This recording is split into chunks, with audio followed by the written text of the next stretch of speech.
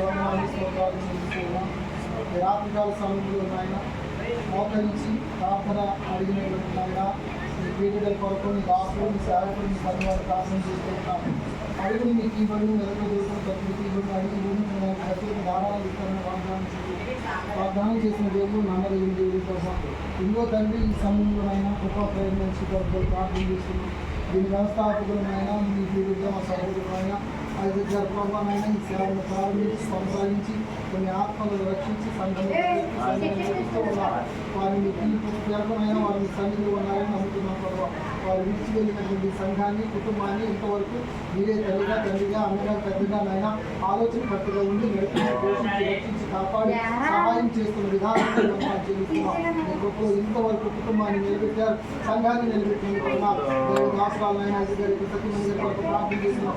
అమ్మకు మంచి ఆరోగ్యం చేసిన వారు అనుగ్రహించిన అమ్మ ప్రార్థన మీరు ఆలోచించిన